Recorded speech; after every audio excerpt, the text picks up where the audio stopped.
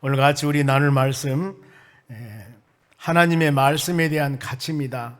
3월 한 달 동안 우리가 매일 묵상하신 하나님의 말씀이 얼마나 귀하고 능력 있고 힘 있는가, 이 부분에 대해서 계속 말씀 묵상했습니다. 이제 우리가 이 성경 66권 이 말씀을 여러분들이 대할 때마다 경건한 마음으로 능력 있는 하나님의 말씀으로 심령에 새기면서 우리가 힘들고 지치고 어려울 때마다 이 말씀 꼭 붙잡고 여러분들이 승리해 나가는 그런 은혜의 시간이 되시기를 바랍니다. 성경 하나님의 말씀을 하나님의 계시라고 그럽니다. 계시, 10개자 벌시자 이렇게 씁니다, 한자로. 그러면서 이 덮개로 덮어진 것을 벗기는 것을 말합니다. 더 나아가서 감추어져 있던 비밀들을 드러내 알려주는 것. 그 다음에 믿음의 분량에 따라 하나님께서는 바로 완전히 만들어 놓은 모든 것들을 하나하나 껍질 벗기듯이 하나님의 신령한 영적인 은혜를 깨닫게 하는 것입니다. 여러분들이 하나님의 교회에 와서 예배 드릴 때 해마다 열린 마음을 가지고 하나님, 오늘도 우리의 어두웠던 영안을 열어주시고 우리의 닫혔던 마음을 열어주시고 우리의 길을 열어주셔서 하나님의 말씀을 주의 음성으로 들을 수 있도록 내 마음에 새겨서 하나님의 때가 되매 아름다운 결실을 맺으며 이 말씀 부여잡고 믿음으로 승리해 나가는 여러분 될 수 있도록 해달라고 간절히 구할 때, 우리가 세상을 승리해 나가는 것은 내 어떤 의지와 힘이 아니라 하나님이 주신 이 말씀 붙잡고 승리해 나가는 여러분들이 되시기를 바랍니다. 하나님이 보여주는 계시는 두 가지가 있습니다. 하나는 먼 자연 만물을 통해서 봄입니다. 산에서 꽃이 피고 식물이 자라서 씨앗을 심었는데 이게 이 잎으로 자라나서 거기에서 열매가 맺어지고 신비로운 놀라운 것들, 꽃몽우리가 조그마하게 이렇게 됐는데 봄이 되니까 그것을 터뜨리고 빨간색, 노란색, 파란색 색깔이 막 나온다는 겁니다.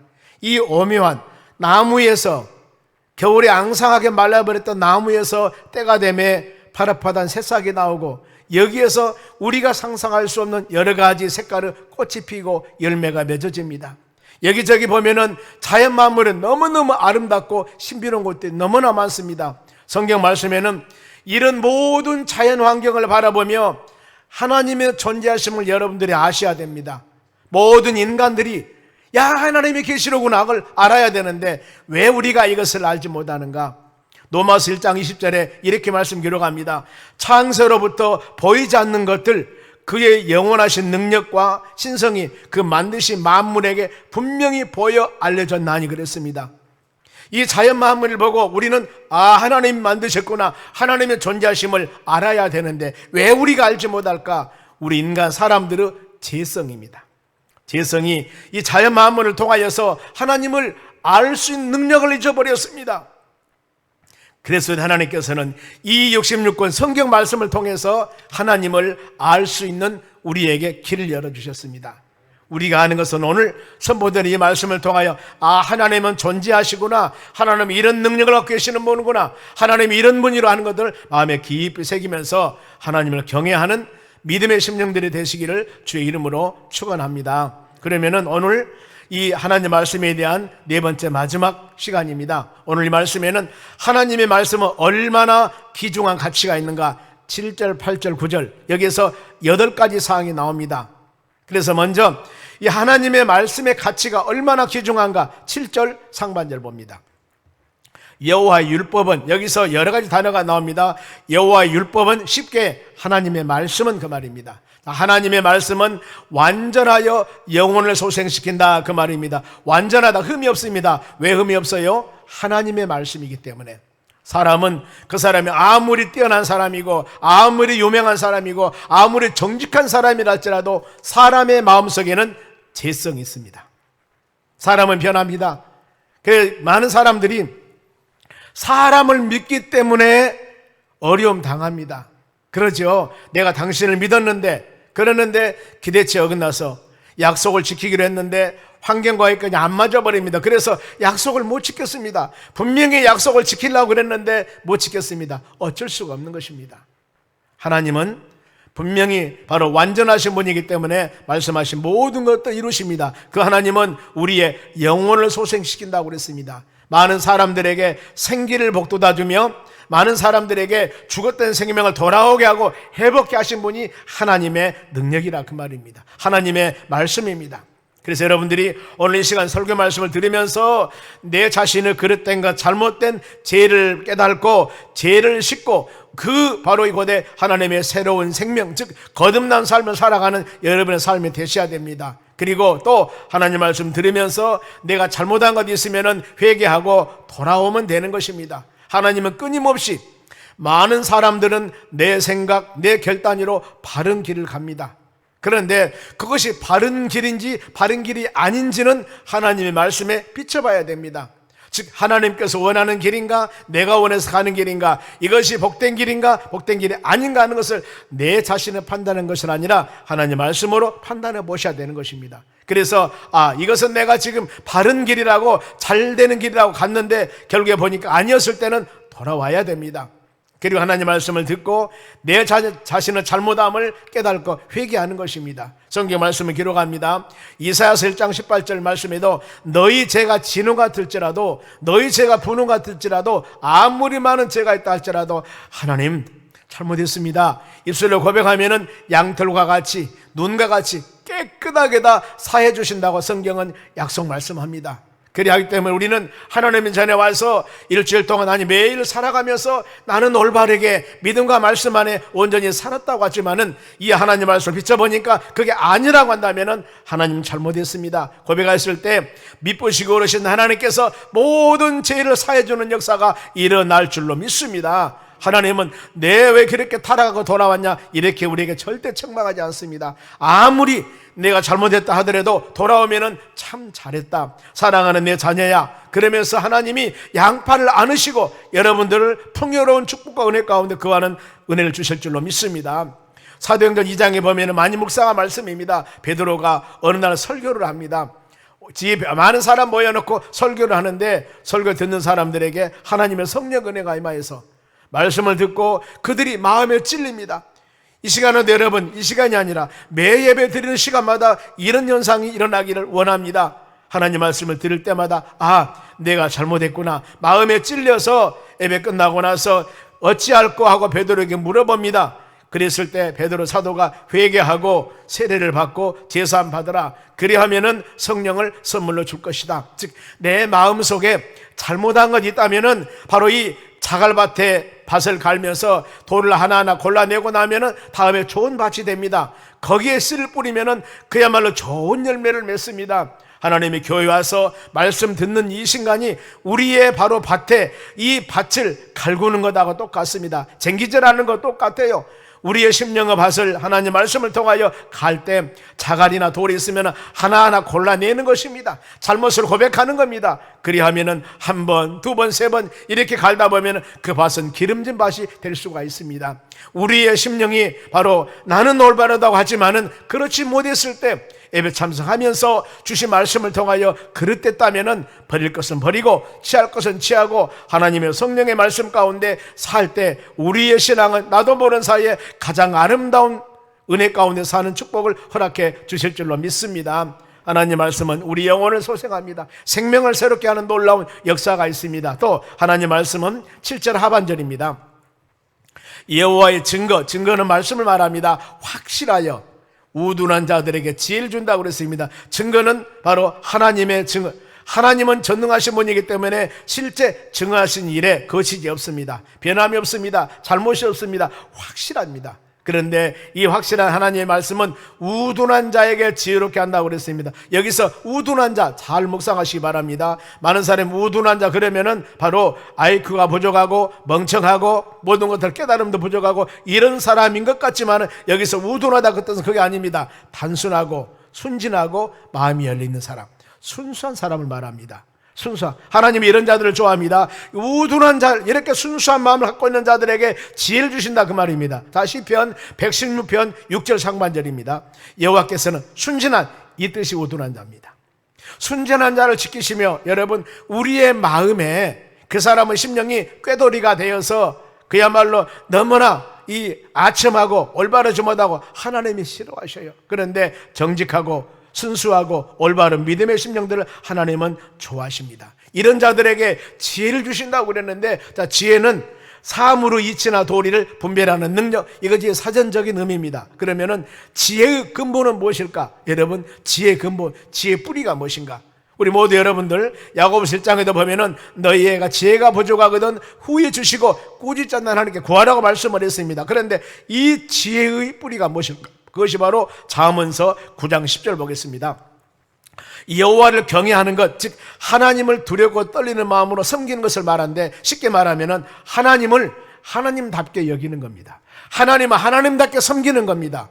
그냥 입술로만 하나님 하나님 하면서 우리의 모든 삶을 하나님을 그렇게 경외한 마음이 아니고, 입술만 하는 것들이 아니라 진실로 마음으로 두렵고 떨리는, 말씀 한마디로 천지를 창조하신 대단한 하나님, 여러분의 마음과 생각까지도 감찰하신 하나님, 이런 하나님으로 마음에 받아들이는 것, 바로 이것이 경외하는 마음입니다. 이런 경외하는 것이 지혜의 근본이라고, 지혜의 뿌리라고 말씀을 합니다. 여러분, 하나님을 잘 마음으로 섬기는 여러분 되시기 바랍니다. 그래, 많이 묵상한 말씀 창세기 1장 1절입니다. 태초에 아무것도 없는 때 하나님께서 천지를 만드셨느니라. 아무것도 없는 무의 상태에서 하늘과 땅을 완전하게, 창세기 1장 2장에 말씀 한마디로 가라사대, 말씀 한마디로 완전하게 만드셨습니다. 이분이 우리 하나님의 아버지십니다. 그러면은 말씀 한마디로 온 세상 모든 것들을 완전하게 만드신 그 하나님을 우리가 대할 때, 하나님을 섬길 때 어떤 마음으로 섬겨야 할 것인가? 하나님은 하나님이시구나. 각자 마음에 표현을 할 수 없습니다. 광대하시고 전능하신 하나님, 이런 마음을 가지고 주의 은혜 가운데 거하는 여러분이 되었을 때 우리의 삶에는 능력 있는 삶을 하나님이 인도해 주실 줄로 믿습니다. 그러면은 지혜의 사람 하면은 다니엘입니다. 다니엘은 유다 사람이었습니다. 그런데 유대 나라가 바벨론에 바로 완전히 포로로 잡혀가고 바벨론에 멸망을 당해버렸을 때 이 유다 나라의 좋은 가정에서 좋은 머리가 좋은 애들만 골라서 바벨론으로 바로 포로로 잡혀가서 그 바벨론 교육을 시키는 겁니다. 이랬을 때 특수한 바벨론 나라 학문을 교육을 시킵니다. 이때 다니엘, 바로 세 친구들이 잡혀갑니다. 하나님께서 이들에게 주시는 은혜들이 있습니다. 다니엘서 1장 17절입니다. 하나님이 내 소녀 다니엘하고 세 친구입니다. 사드랑, 메삭, 아벳느고, 다니엘. 그런데 이들에게 학문을 주시고 모든 서덕을 깨닫게 하시고 지혜를 주셨다 그랬습니다. 비록 그들이 나라가 연약해서 하나님 남쪽 유대 나라 이스라엘 백성들이 하나님 말씀대로 불순종하여 이방 나라 바벨론 나라의 포로로 잡혀갔습니다. 그런데 하나님께서는 그 잡혀간 그들에게 놀라운 하나님의 자녀들로서의 지혜와 학문과 바로 은혜를 주셨습니다. 그리하여서, 그런데 그 중에서도 다니엘은 또 모든 환상과 꿈을 깨달아 알더라 그랬습니다. 다니엘이 꿈을 바로 해명함을 통하여서 총리가 됩니다. 애굽 나라에 잡혀갔던 요셉이도 마찬가지입니다. 꿈을 해석하여 총리가 되지 않습니까? 하나님의 나라 백성들이 비록 다른 나라에 불모로 잡혀가서 이런 어려움을 당하지만은 하나님은 여건과 환경 관계없이 믿음의 자녀들에게 지혜를 주시고 총명을 주어서 그야말로 어떤 사람이 낮춘다 하더라도 낮출 수 없는 높은 위치에 하나님이 세우신 역사가 이 말씀을 통해서 이루어지는 겁니다. 그것이 지혜라고 하는 겁니다. 여러분, 우리는 환경 보지 마시고 여건 보지 마시고 하나님께서 믿음의 자녀 여러분들에게 지혜와 총명을 주시면은 우리도, 여러분들도 얼마든지 하나님 은혜 가운데 아름다운 결실을 맺는 지위와 명예가 높아지는 역사를 하나님이 주시는 것입니다. 그래야 하기 때문에 하나님이 주신 지혜, 이것을 바로 하나님의 영광을 위해서 아름답게 쓴 여러분 되시기 바랍니다. 하나님을 높여 드려야 되는 것입니다. 내 자신이 갖고 있는 모든 것들, 내가 하는 것은 하나도 없습니다. 모든 것이 직장, 우리의 힘, 능력, 지혜 다 주님이 주신 것입니다. 이를 통하여서 아름다운 열매를 맺어졌다면 하나님, 나에게 이런 열매 주심을 감사합니다. 만나는 사람마다 나는 부족하고 연약하지만은 하나님이 나에게 힘을 주어서, 하나님이 나에게 열정도 주어서, 하나님이 나에게 사모하는 마음을 주어서 내가 이렇게 되었노라고 하나님께 기쁨을 돌리는 여러분이 되었을 때 우리 주님은 그 소리를 들으시고 더 높이 세워주는 역사가 일어날 줄로 믿습니다.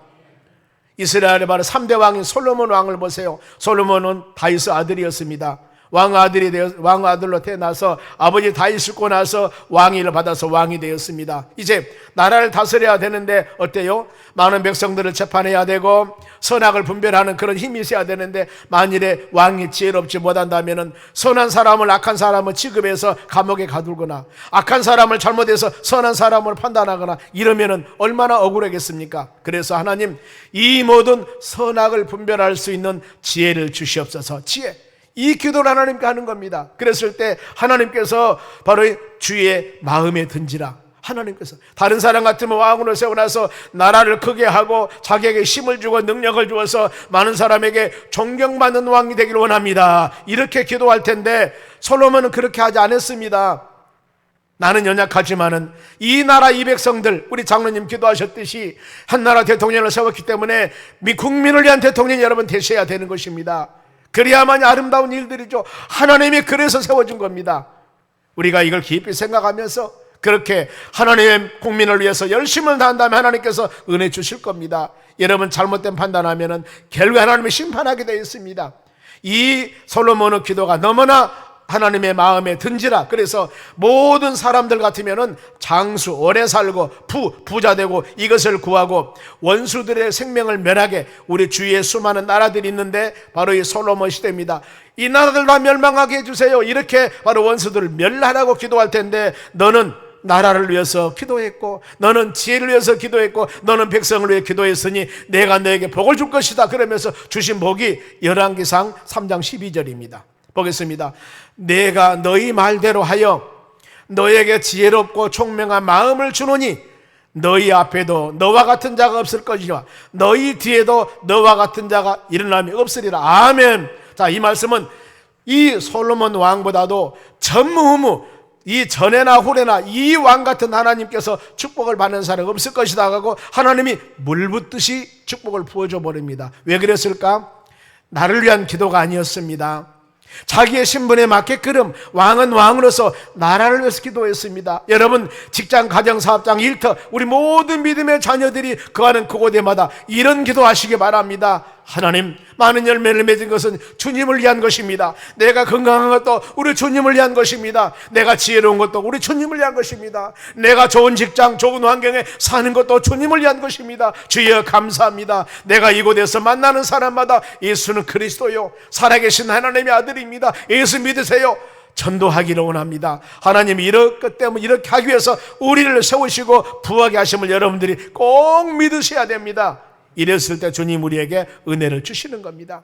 그리고 말씀에 같이 세 번째입니다. 이 8절 상반절 말씀 한번 보겠습니다. 여호와의 교훈은 하나님 말씀입니다. 정직하여 마음을 기쁘게 한다고 그랬습니다. 자, 하나님의 말씀은 정직합니다. 그렇죠? 하나님의 말씀이기 때문입니다. 마음을 즐겁게 하고 하나님 말씀은 1.1획도 오류나 그릇됨이 없습니다. 변하지 않고 다 이루신다고 하나님 약속 말씀하였습니다. 우리는 이런 말씀 듣고 성령 충만하여 마음의 성령의 열매가 맺어진 여러분 되시기 바랍니다. 하나님 말씀 그렇죠?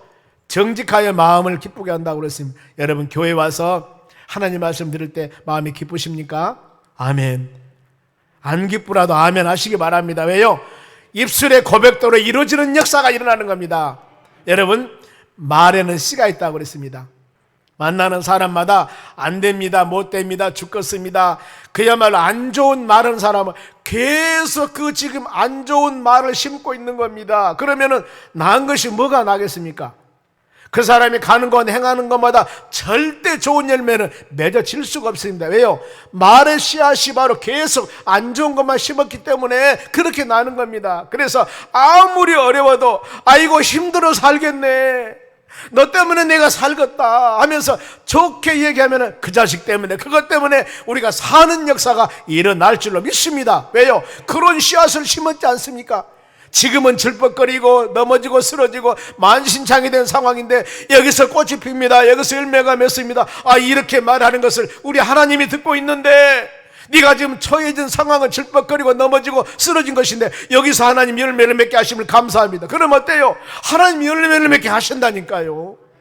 그래서 여러분 이런 말씀은 정직하여 마음을 기쁘게 합니다. 그럴 때는 아멘 하고 크게 하셔야 돼요. 그래야만이 여러분의 마음이 하나님의 교회 와서 말씀 들을 때 기쁜 역사가 일어날 줄로 믿습니다. 그렇죠. 그렇게 해야 됩니다. 그 다음에 하나님 말씀의 가치입니다. 8절 하반절 보겠습니다. 여호와의 계명은, 하나님 말씀은 순결하여 눈을 밝게 하느니라. 눈을 밝게 한다 그랬습니다. 여러분, 순결은 깨끗하다, 맑은 눈을 밝혀주는 것을 말합니다. 아무리 그 사람이 2.0, 1.5 눈을 가졌다 하지만 이것은 우리의 육신의 눈입니다. 그런데 영적인 영의 눈의 가치가 있습니다. 영의 눈이. 어떤 사람이 2.0이고 멋지게 살았는데 영안이 어두워 있는 사람이 있습니다. 영적인 소경인 사람이 있습니다. 소경은 어때요? 바로 이 시각장애자들은 걸어갈 수가 없습니다. 아무리 그 사람이 멋지게 바로 산다 할지라도 영안이 어두운 사람은 영적인 소경이라니까요. 그러면 어때요? 하나님이 영안을 밝혀주지 않는다면 자로나 우로나 넘어지고 쓰러질 수밖에 없습니다. 그러나 바로 영안이 밝게 있는 사람은 사물을 판단하는 능력을 주십니다. 내 생각대로가 아니라 믿음의 눈을 볼 수 있는 하나님께서 힘을 주시는 거예요. 예수님께서 제자들과 같이 사역을 합니다. 그럴 때 예수님은 서너 번 그랬습니다. 내가 십자가에 죽고 3일 만에 일어날 것이다, 부활할 것이다. 그랬을 때 제자들이 아니 우리가 있는데 어찌 예수님께서 죽을 수가 있습니까? 아닙니다. 그리고 절대 우리는 주님을 떠나지 않겠습니다. 이렇게 약속했던 제자들이 예수님이 십자가에 죽으십니다. 그랬더니 어때요? 다 떠나버립니다. 3일 후에 부활하신 예수님이 엠마오로 가는 두 제자를 만납니다. 부활하시고 그러면서 누가복음 24장 16절에 그들이 눈이 가리워져서 예수님인 줄 알아보지 못하거늘 부활하신 예수님은 모릅니다. 왜? 영안이 어두워져 있습니다. 영안이. 육신의 눈은 건강한데 그러면서 누가복음 24장 31절에 여기 보세요. 뭐라고 이렇게 하고 있는가? 그들이 눈이 밝아져서 영안이 밝아져서 예수님인 줄 그인 줄 알아보더라 그랬습니다. 여러분, 우리가 예배 드리면서 하나님의 성령의 역사 가운데 믿음으로 살아가는 여러분, 하나님의 교회에 와서 말씀 듣고 봉사하며 교제할 때 기쁨이 막 생기고 내가 믿음 안에 사는 것이 얼마나 복되고 귀한 것인가를 이런 영안이 열려 신앙의 눈을 가지고 바라보셔야 되는 것입니다. 그래야만이 이것이 복된 길이지. 오늘 여러분, 우리는 영적인 신앙의 눈이 열려있는 믿음의 사람들이기 때문에 성경 찬송가를 가지고 거룩한 주일, 주님의 날 하나님의 교회 주일을 지키러 오셨습니다. 그러나 아무리 건강하다 하더라도 영안이 어두워 있는 사람들은 주일을 지킬 수 있는 그런 마음을 갖질 못합니다. 그래서 오늘이 공휴일이고 쉬는 날이지 하나님의 교회에 와서 예배드린 날임을 알 수가 없다 그 말입니다. 이런 자들에게, 영안이 어두워서 보지 못한 자들에게 우리는 전해야 됩니다. 뭘? 예수 그리스도, 예수님 믿으셔야 됩니다. 그래야만이 우리가 영안 열리고 아름다운 하나님의 나라 세계를 바라보며 믿음으로 사는 은혜 주십니다. 예수 믿으세요. 4월 24일 바로 이 우리가 새생명 초청잔치를 위해서 기도하며 간구할 때 이 영안이 어두워서 세상에 방황하고 있는 이 영혼들을 주의 전으로 인도하여서 예수님 영접하여서 영안 열리고 마음이 열려서 하나님의 나라 소망하며 주 안에 사는 믿음의 자녀들로 인도하는 겁니다. 그들에게 죽었던 영혼들에게 하나님의 새 생명을 심어주는 겁니다. 이 놀라운 역사, 주님의 가장 기뻐한 일입니다. 그래서 전도하는 교회는 부흥성장하게 되어 있습니다. 아멘. 왜요? 하나님이 기뻐하기 때문에. 하나님의 수많은 교회들을 세워주었습니다. 십자가 전역에 불을 발하고 있습니다. 왜 그랬을까? 이 교회를 통하여서 이 지역에 죽어가는 영혼들에게 새 생명을 주게 한 것입니다. 여러분도 빛의 자녀로서 우리 예수 믿는 사람은 하나님 여러분 택해주셨는데 왜 택하셨을까? 여러분들을 통해서 예수님 말씀하셨어요. 너희는 세상에 빛이 되고 세상에 소금이 되라고 그랬습니다. 예수 그리스도를 증거하는 것이 우리의 사명입니다.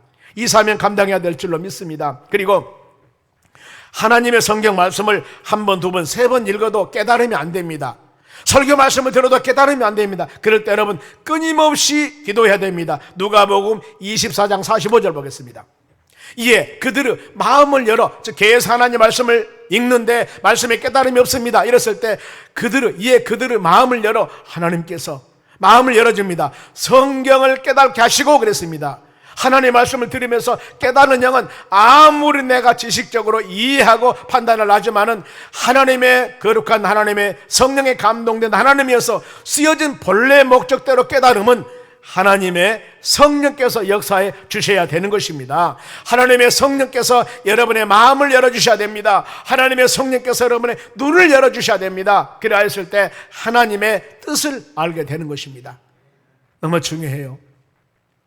몇 년 교회 다녀도 하나님께서 이런 바로 깨달음을 주지 않는다면 지식적으로서는 많이 알란가 모르지만 하나님의 주의 은혜에 주여 감사합니다, 이런 마음이 우리 10년 가운데 충만히 오지를 못합니다. 만일 어떤 사람이 수많은 지금 고난을 당하고 있습니다. 이랬을 때 육신의 눈을 가지고 바라보는 사람은 고난, 지키고 상하고 고통당하니까 얼마나 아픕니까? 그러면 뭐라고 합니까? 아니, 교회 다니는 사람이 왜 그래?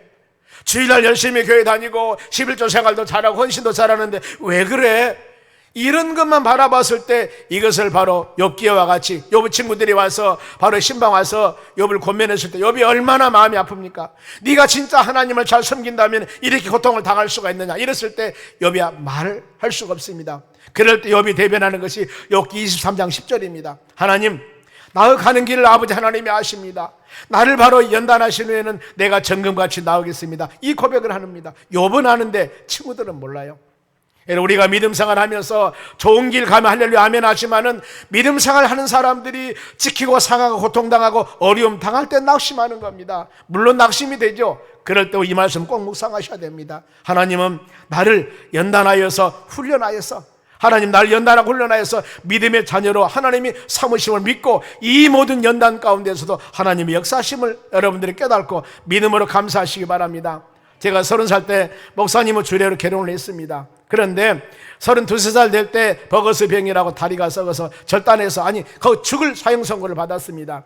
세상 의학으로 안 된다고 그래서 기도원에 찾아가서 그곳 1년 반 동안 바로 이 투병생활하고 이 발가락 5개 잘라냈고 장애자가 되어서 바로 살아나왔습니다. 그때 하나님이 그 수많은 고난과 어려움을 주면서 저를 목사로 부르셨습니다. 하나님이 저를 부르셨습니다. 저는 꼼짝 못하고 하나님 그 길 가겠습니다 하고 순종하면서 그 바로 나와서 신학교를 들어가 제가 목사가 되었습니다. 아니, 하나님, 저는 안 믿는 사람도 아니었습니다.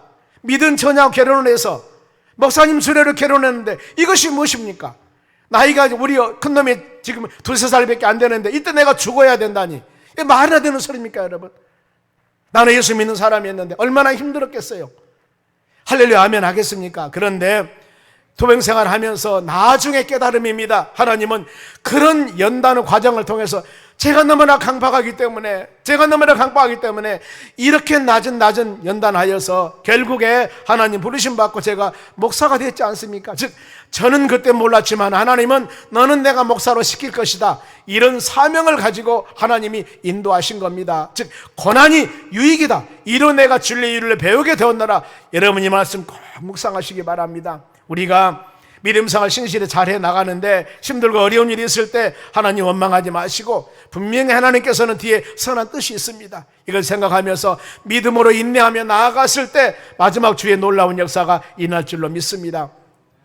신약에 보면 사도행전 7장에 스데반 집사가 나옵니다. 스데반 집사는 사도행전 6장에 7 집사 선택할 때 우리말하는 안수 집사입니다. 그런데 얼마나 하나님께서 은혜를 많이 주셨는가, 전도를 열심히 합니다. 그런데 이 전도하는 것 때문에 핍박을 당하여서 돌로 사람들이 치고 성 밖으로 내치고 옷을 벗기고 죽게 되었습니다. 지금 돌 맞아서.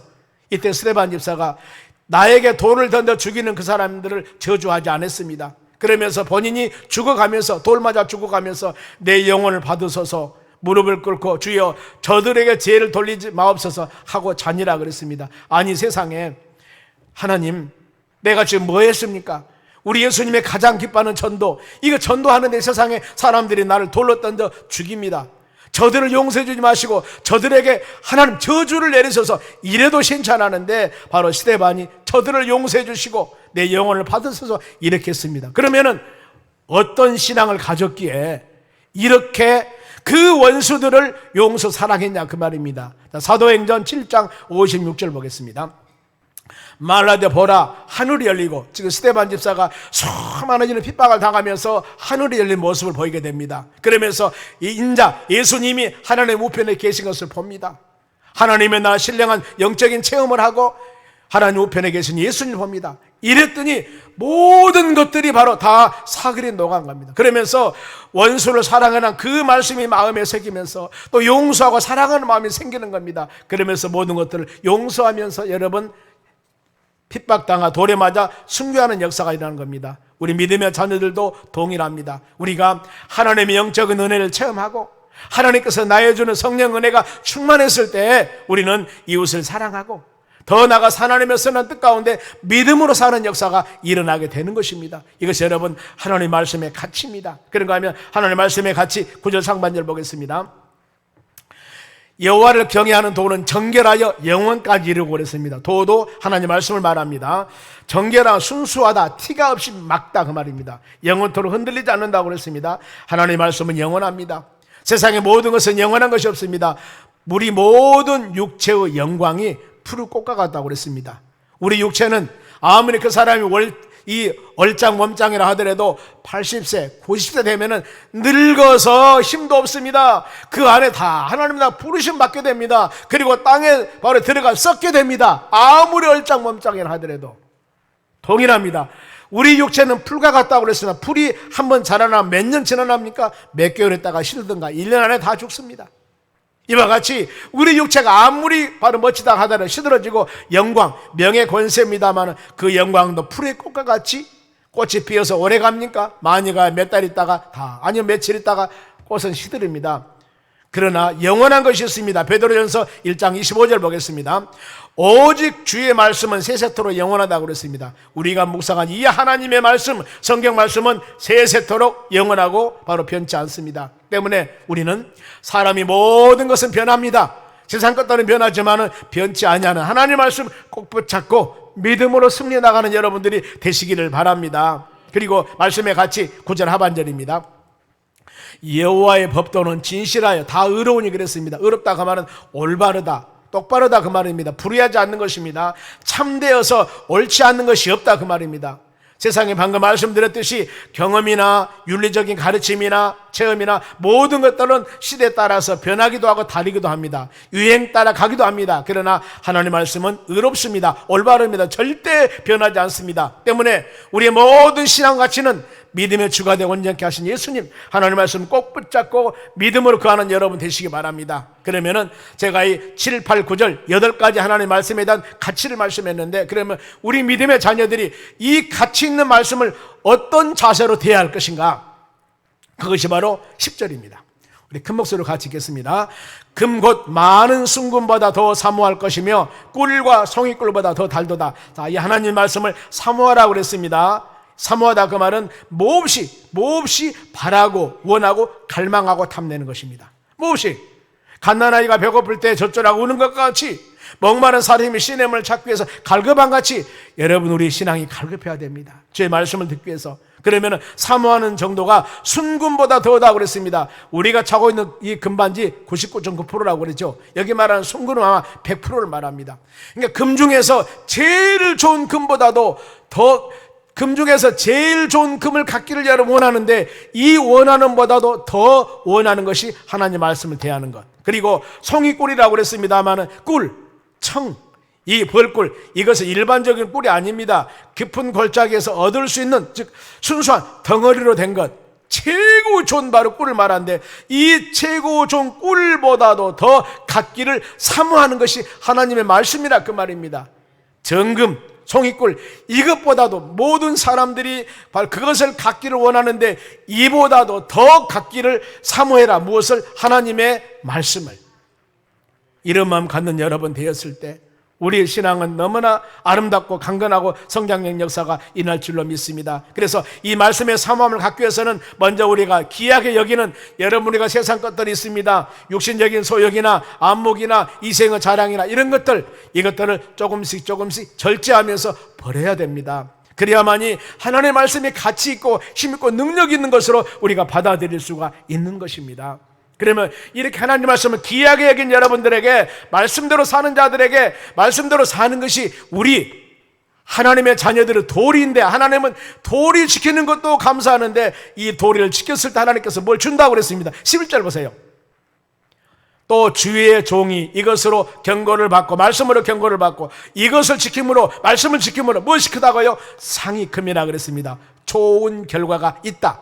그 말은 상금할 좋은 결과를 원해 나타나고 있습니다만, 바울이 신앙생활을 쭉 마치고 바울의 신약전서 13권을 기록했습니다. 그리고 본인이 이제 순교하기 직전에 이 유언을 합니다. 바울의 유언장 디모데후 4장 7절입니다. 보겠습니다. 나는 선한 싸움을 싸우고 나의 달려갈 길을 마치고 믿음을 지켰다. 이 고백을 합니다. 그래, 하나님이 나에게 준 사명, 나 흔들리지 않고 선교사로서 온전한 사명을 다 감당했다. 그리고 8절입니다.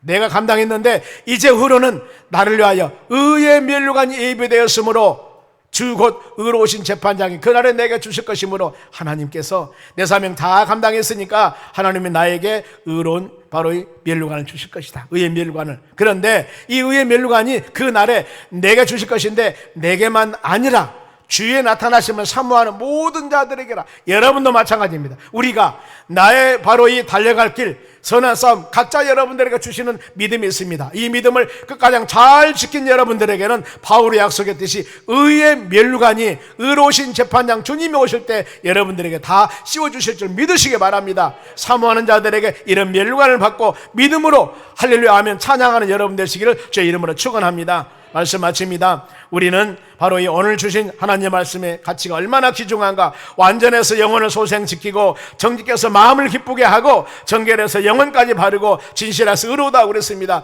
우리가 금이나 송이꿀보다도 더 사모하는 마음을 갖고 이것을 사모해야 되고 이렇게 사모하는 자들에게 하나님께서는 상을 주신다고 약속합니다. 마지막 때 의의 면류관 쓰면서 하나님의 나라 소망하는 여러분 되었을 때 하나님 말씀 한마디 한마디 이 예배 시간에 와서 받을 때마다 열린 마음으로 열린 영안을 가지고 말씀을 아멘 아멘하고 받았을 때 우리의 신앙이 쑥쑥 성장하여 마지막으로 주님 오셨을 때 칭찬받는 믿음의 자녀가 될 줄로 믿습니다. 우리 찬송가를